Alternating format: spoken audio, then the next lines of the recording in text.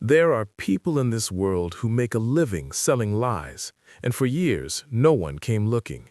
The business of fake passports is older than most governments, older than most borders, and far more sophisticated than most people want to believe. It operates in the shadows of the internet, in the back rooms of print shops, in encrypted messages that disappear the moment they are read. And for one man, it was the most profitable, most dangerous, and ultimately most catastrophic decision of his life. This is not a story about a criminal mastermind.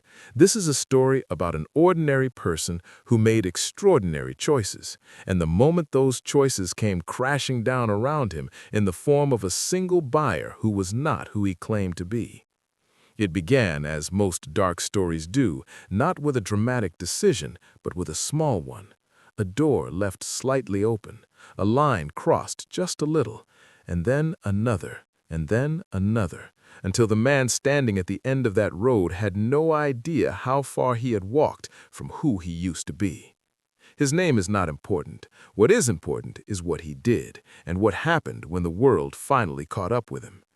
He grew up in a mid-sized European city, unremarkable in almost every way. He was not poor, not rich, not particularly ambitious in the traditional sense. What he was, from a very young age, was gifted with his hands. He could draw, he could replicate. Give him a document, any document, and he could study it for an hour and produce something that looked almost identical. In school, his teachers called it talent. Later, the people who paid him for it called it a skill. He started small, the way almost everyone in this world starts. A friend needed a fake student ID to get into a bar. He made one. It was imperfect, obvious to anyone who looked closely, but no one looked closely. Another friend heard about it, then another.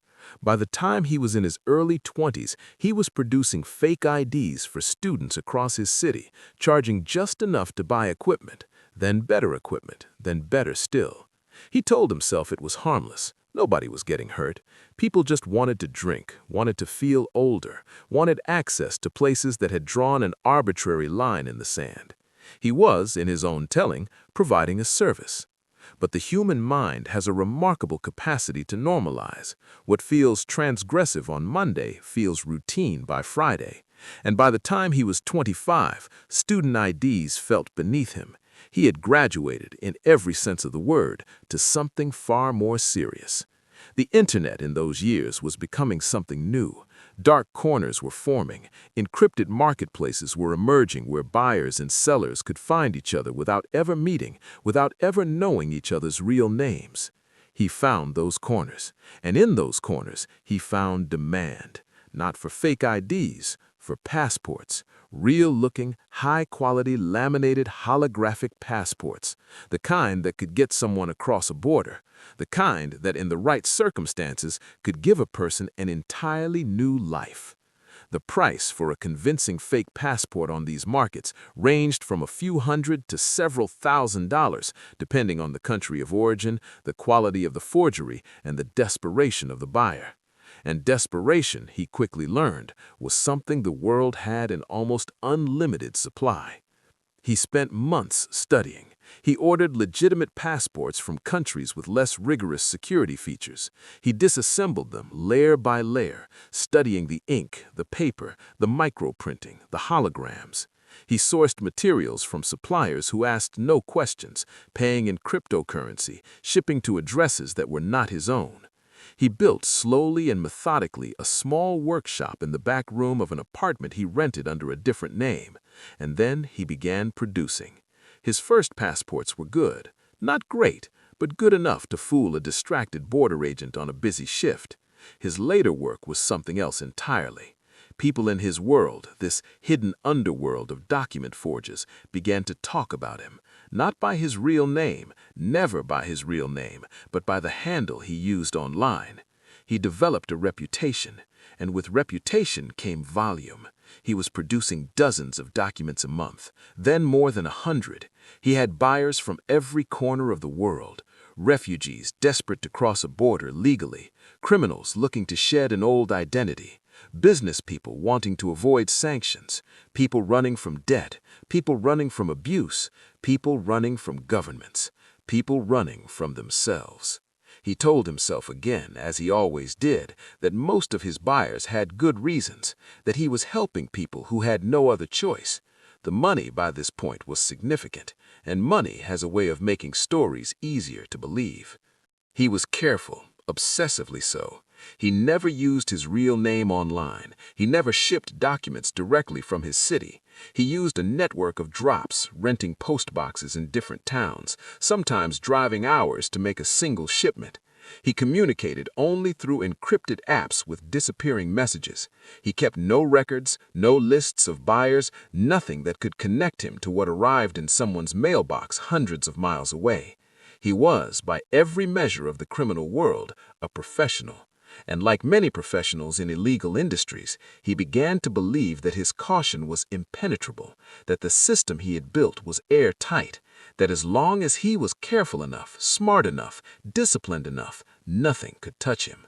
This belief, this quiet, unspoken arrogance that lives inside anyone who has gotten away with something for long enough, was his greatest vulnerability. Because the moment you believe you cannot be caught is the moment you stop watching for who is watching you. It was sometime in his 8th year of operation that the message arrived. It looked like any other message from any other buyer. The handle was new, created recently, but that was not unusual. Many buyers created accounts specifically to make a single purchase.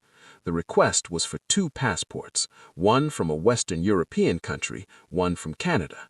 Both needed to be high quality, both needed specific biographical details, and the buyer was willing to pay significantly above the standard rate. This, too, was not unusual. Wealthy clients often paid a premium for speed and quality. What the man did not know, what he could not have known, was that this message had been composed in an office in Lyon, France, at the headquarters of an organization with nearly 100 member countries and a specialized unit dedicated entirely to document fraud. Interpol. The buyer was not a buyer. The buyer was a trap. The operation had been months in the making.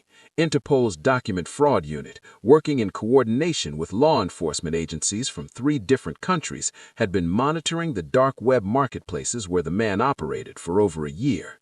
They had watched his reputation grow. They had analyzed the passports his buyers had used when stopped at various borders.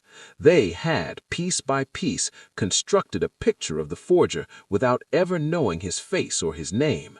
What they needed was a controlled buy, a transaction they could trace from the moment of communication to the moment of delivery in a way that would give them not just the passports, but the man behind them. They created their undercover profile carefully, building its history over weeks to look like a genuine buyer in this world. The price they offered was generous enough to be attractive, but not so generous as to seem suspicious. They chose biographical details for the passports they requested that could be checked, that would leave traces, that would help them understand his process. And then they waited. He accepted the order. He asked the questions he always asked, nothing too personal, just enough to understand what the buyer needed. The encrypted exchanges went back and forth over the course of a week. He quoted a price, the buyer accepted, payment was made in cryptocurrency as always, and he went to work.